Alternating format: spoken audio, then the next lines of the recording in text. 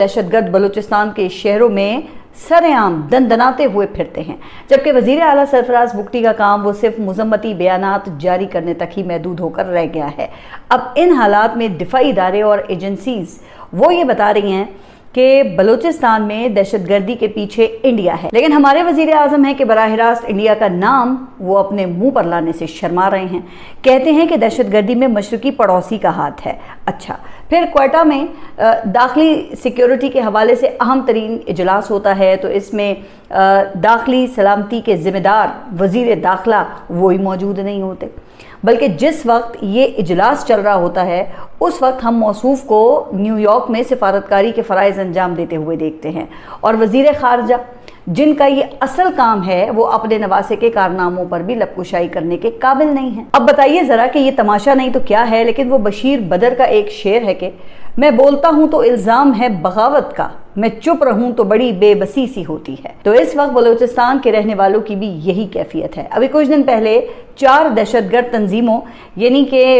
TTP, BLA, मजीद brigade और Daesh ने एक ही दिन बलूचिस्तान के मुख्तलिफ इलाकों में हमले किए, जिससे पता ये चलता है कि दहशतगर्दों के दरमियान ये काम ये पूरी कोऑर्डिनेशन से चल रहा है, यानी कि हमारे दुश्मन वो मुत्तहिद हो चुके हैं और हमारी नालायकी और नाअहली ने इन सबको ज़ाहिर के यकजा किया है। लेकिन होश के नाखून हमने फिर भी नहीं लिए हैं। वो वज़ीर दाखिला जो बलूचिस्तान के मसले को याद है ना कि एक SHO की मार करार देते थे, अब आप ये देखें कि ये ज़ियारत में एक ही वाक़े में दर्जनों दीगर अहलकारों के साथ 2 SHO भी शहीद हुए हैं। जबकि बलूचिस्तान में इदारों के दरमियान कोऑर्डिनेशन का हाल ये है कि बहादुर पुलिस एहलकार वो कई घंटों तक अपने से ज़्यादा तादाद में हमला आवर दहशतगर्दों का मुकाबला करते रहे, यहाँ तक कि उनके पास असला ख़त्म हो गया और वो हेडक्वार्टर को मज़ीद कुमक और असले के लिए कॉल्स करते रहे, लेकिन ना वहाँ पर असला पहुँचा और ना मज़ीद फ़ोर्स वो उनकी मदद को पहुँची। और जब वो शहीद हो गए तो उनके जस्ते खाकी उठाने के लिए भी सूबाई हुकूमत वो टस से मस नहीं हुई, क्योंकि उन अहलकारों को दहशतगर्द अपने साथ ले गए थे और फिर उन्हें शहीद करके पहाड़ों में फेंक कर वो चले गए, जहां से फिर उनकी डेड बॉडीज़ को अहलकारों के लवाहिकीन वो खुद तलाश करके लेकर आए। सोशल मीडिया पे जो फुटेजेस वायरल हैं उसमें साफ देखा जा सकता है कि किस तरह प्राइवेट गाड़ियों और डालों में डेड बॉडीज़ को डालकर हॉस्पिटल मुंतकिल किया गया, और जब तमाम लाशें हॉस्पिटल पहुंच गई तो हुकूमत उन्हें सरकारी एजाज़ के साथ सिविल लाइन्स में दफनाने के लिए पहुंच गई, जिस पर फिर लवाहिकीन ने भरपूर एहतजाज किया और फिर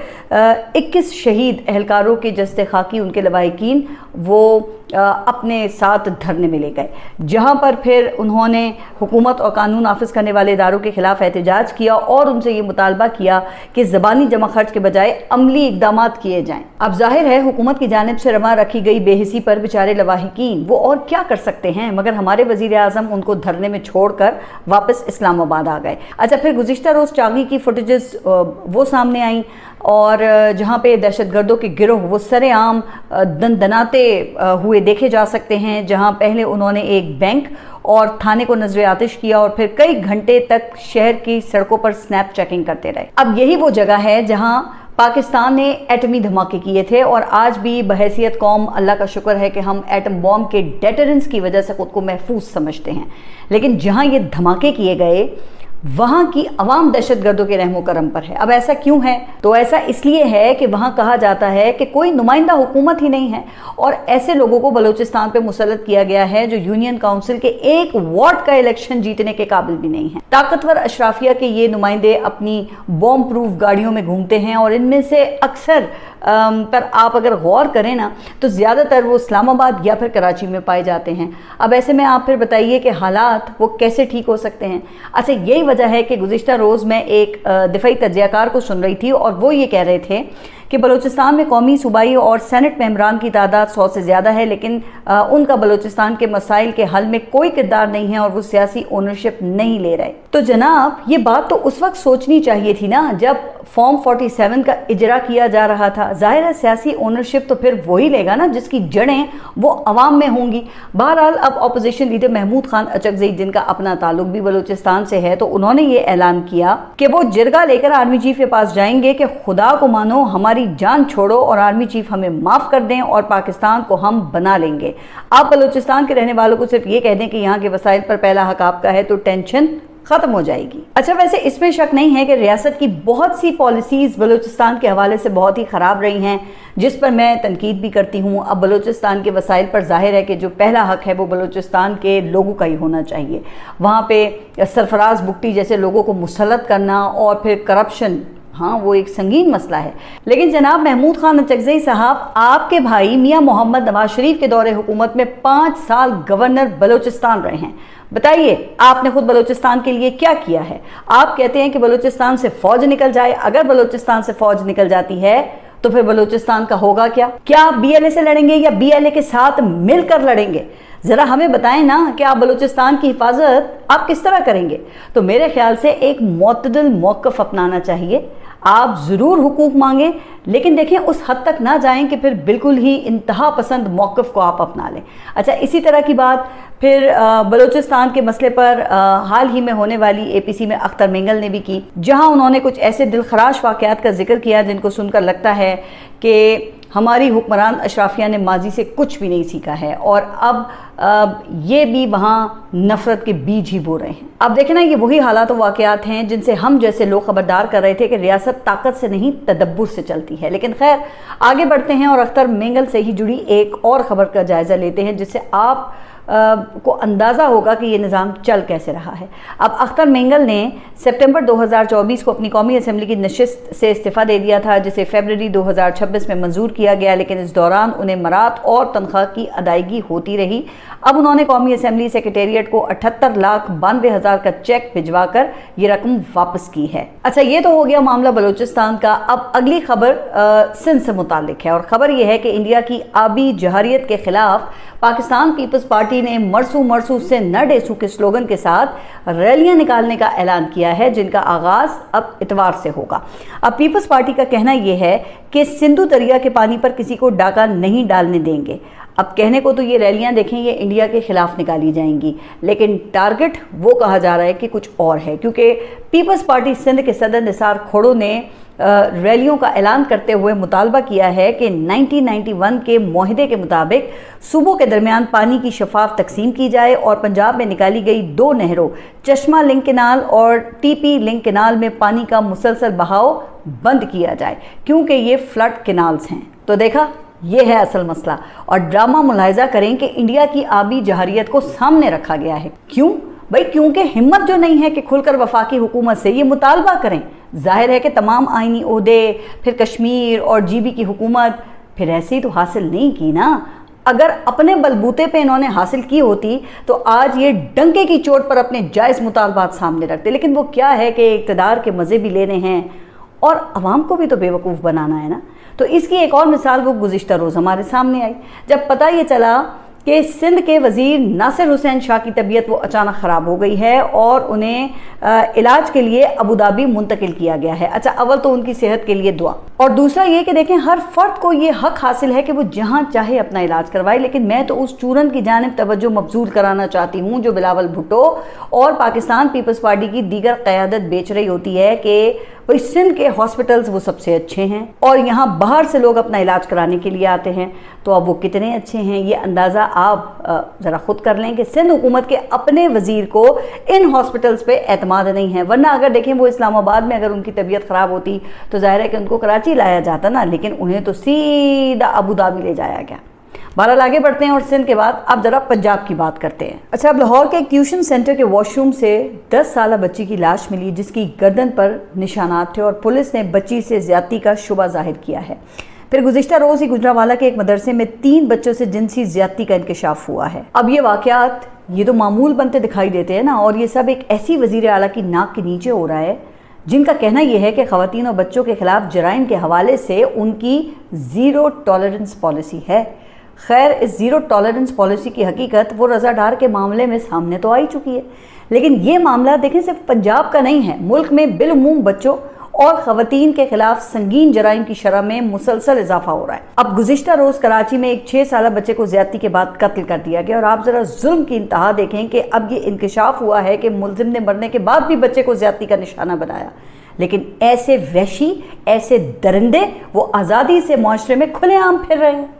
इसी तरह फिर ये मीरपुर खास में एक जाली आमिल की जानिब से 2 मासूम बच्चियों से ज्यादती का वाक़या पेश आया, लेकिन कोई यहाँ टस से मस नहीं हुआ, बल्कि हमारे हुक्मरान तो इन हालात में भी अपनी मरात और इख्तियारात बढ़ाने में लगे हुए हैं। लेकिन जहाँ पर इक़दामात की ज़रूरत है ना, वहाँ यहाँ किसी को एहसास नहीं है। खैर, एहसास क्या होगा जब आप देखें ना कि इनके अपने घर वाले ही कंट्रोल में नहीं हैं, जिनको तहफ़्फ़ुज़ देने के लिए फिर पुलिस को इस्तेमाल किया जाता है, जिनकी ज़िम्मेदारी ही ऐसे जराइम को कंट्रोल करना है, जैसा कि डार के केस में हो रहा है। इसलिए जनाब, जब तक किसी बड़े को सज़ा देकर आप मिसाल कायम नहीं करेंगे ना, ये जो जराइम है ना, इनका सिलसिला इसी तरीके से बढ़ता जाएगा। अरे ज़ालिमों, बेशक एक की जगह 4 ब्लू पासपोर्ट ले लो, 11 अरब का एक और जहाज भी खरीद लो, मजीद आईनी ओहदे और वजारतें भी ले लो, लेकिन खुदारा आवाम के तहफ़्फ़ुज़ के लिए भी कुछ कर लो, जिनको 2 वक्त की यहाँ पे रोटी मुश्किल से मिलती है और वो रोटी के चक्कर में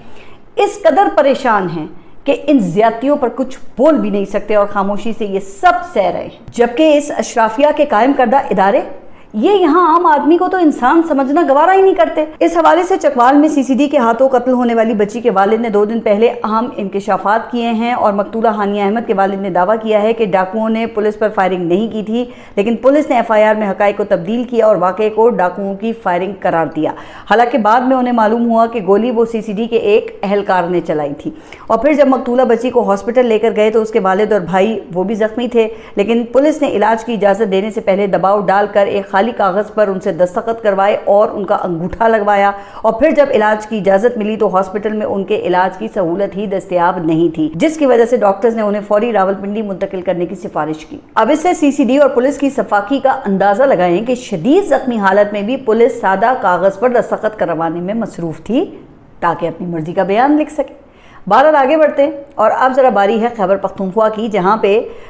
वज़ीर आला ने ये मुतनाज़ा कवानीन वापस लेने का वादा किया है, लेकिन अब गवर्नर फैसल करीम कुंडी भी बोल पड़े हैं और उंगली कटाकर शहीदों में अपना नाम लिखवाने की कोशिश कर रहे हैं। अब गवर्नर साहब का कहना यह है कि जब ये बिल मंजूरी के लिए मेरे पास भेजा गया तो मैंने उस वक्त भी वाजे किया कि कोई भी कानून ऐसे वक्त में मराद बढ़ाने का जरिया नहीं बनना चाहिए जब पाकिस्तान के अवाम खुसूसन खैबर पख्तूनख्वा के लोग किफ़ायतशारी और मौशी मुश्किलात का सामना कर रहे हों। अच्छा, मजीद गवर्नर साहब ये लिखते हैं कि मैंने इस कानून पर माली नज़्म ज़ब्त और अवामी मसाइल के दानिशमंदाना इस्तेमाल के उसूलों के तहत अमल दरामद पर जोर दिया था, क्योंकि जो हुकूमत माली तंगी का दावा करती हो वो एक ही सांस में इक़्तिदार के ऐवानों में बैठे लोगों के लिए मजीद मराद का कानून नहीं बना सकती। अब कोई गवर्नर साहब से ये पूछे कि अगर आपका दिल इतना ही दुखी था तो फिर आपने बिल पर एतराज़ लगाकर वापस इसे असेंबली क्यों नहीं भेजा, और फिर आपके भाई ने असेंबली में खड़े होकर जो मराती तजावीज़ पेश की उनके बारे में आपका क्या ख्याल है। अच्छा, फिर ये देखें कि 6 मई को गवर्नर ने इस बिल पर दस्तखत किए, लेकिन 2 माह तक इस बिल के हवाले से किसी को हवा तक नहीं लगने दी, वरना यही गवर्नर हर वक्त पाकिस्तान तहरीक इंसाफ की हुकूमत के मीन मेख निकालते रहते हैं। लेकिन वो क्या है कि गैलरी से भी तो प्ले करना है ना, और इसके लिए अब गवर्नर साहब को याद आया है कि सरकारी ख़जाना हुक्मरानों की आसाइशों और मराद के लिए बिल्कुल नहीं है, बल्कि अवाम की अमानत है। अब इस बात पर गवर्नर और उनकी वफाकी हुकूमत को कितना यकीन है, तो आइए ये जो अगली खबर है इसका जायज़ा लेते हैं, जो कि वफाकी हुकूमत से ही मुताल्लिक है और जिसकी नुमाइंदगी गवर्नर फैसल करीम कुंडी कर रहे हैं। तो जनाब, वफाकी हुकूमत ने अवाम के पैसों से इस्लामाबाद पुलिस के अफसरान के लिए डिप्लोमेटिक एनक्लेव में रिहाइश गाहें तामीर करने का फैसला किया है,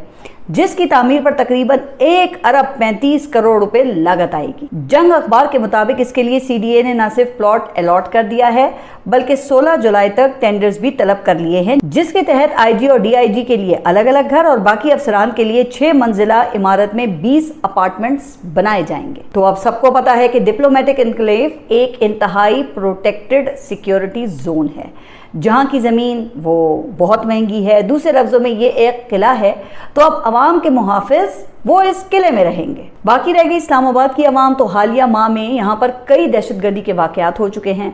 खैर, आम लोगों को तो छोड़ें आप, एयरफोर्स के अफसरान भी यहाँ पर महफूज नहीं हैं। हालांकि कदम कदम पर नाके हैं, लेकिन जराइम वो फिर भी काबू में नहीं आ रहे हैं और हुकूमत को इसकी कोई परवाह नहीं है और वो अपने चहीते अफसरान के लिए किले बनाने में मसरूफ़ है। बहरहाल अब अगली खबर भी वफाक से ही मुतालिक है और वफाकी वज़ीर सेहत का एक बयान सामने आया है, जिसमें उनका कहना है कि HIV यानी कि एड्स के फैलने की एक बड़ी वजह رات کو نوجوان نسل کی نائٹ پارٹیز ہیں جہاں ڈرگز کے استعمال کے بعد نوجوان نسل کی سرگرمیاں تشویشناک ہیں۔ بالکل یہ فیکٹر بھی ہوگا، لیکن وزیر صحت یہ تو بتائیں کہ تونسا، کراچی اور اندرون سندھ ایڈز کا شکار ہونے والے بچے کون سی نائٹ پارٹیز میں جاتے رہے ہیں؟ اب یہ ذمہ داری شفٹ کرنا نہیں ہے تو کیا ہے پھر؟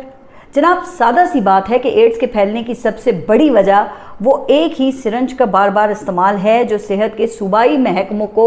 ان کی بلکہ غفلت اور کرپشن کا نتیجہ ہے۔ لیکن اس سے پردہ اٹھانے کی توفیق وہ یہاں پر کسی کو بھی نہیں ہے، کیونکہ آپ سب اقتدار میں شریک ہیں۔ اور بقول شاعر صورتحال یہ ہے کہ عجب تماشا سا چل رہا ہے، غریب ہاتھوں کو مل رہا ہے، پنپ رہی ہے منافقت بھی، عروج پستی میں ڈھل رہا ہے۔ بہرحال اب اگلی خبر کی جانب بڑھتے ہیں، اور یہ خبر کرپٹو کرنسی کے حوالے سے آئی ہے۔ معروف عالم دین اور وفاق المدارس کے صدر مفتی تقی عثمانی نے فتویٰ دیا ہے کہ کرپٹو کرنسی حرام ہے، کیونکہ یہ مال نہیں ہے بلکہ کھاتوں میں فرضی نمبروں کا اندراج ہے، لہٰذا USDT میں ہو یا پھر کرپٹو ٹوکن کی صورت میں کرپٹو کرنسی خریدنا کسی طور جائز نہیں ہے۔ اچھا جناب، اب اس فتوے کے بعد حکومت کیا کرے گی، جس نے اسٹیٹ بینک پر ڈنڈا رکھ کر اس کے کاروبار کو لیگل کروایا تھا اور پھر کرپٹو بزنس کے ذریعے ہی صدر ٹرمپ تک رسائی حاصل کی تھی؟ تو کیا یہ سارا کام حرام کا تھا؟ اب اس پر میں زیادہ بات نہیں کروں گی، لیکن حکومت کو اب اس کی وضاحت جو ہے وہ دینی چاہیے۔ اچھا، اب خبریں یہ بھی آ رہی ہیں کہ ٹی وی چینلز کو یہ ہدایات آ گئی ہیں کہ کرپٹو کے خلاف فتوے پر کوئی کوریج نہیں کرنی ہے۔ دوسری طرف IMF نے بھی حکومت کی معاشی پلاننگ پر سوال اٹھا دیے ہیں اور حکومت نے 4% معاشی ترقی کا جو ٹارگٹ رکھا تھا اس کو کم کر کے 3.5% پہ برقرار رکھا ہے، اور مزید خبردار کیا گیا ہے کہ مشرق وسطیٰ میں دوبارہ کشیدگی یا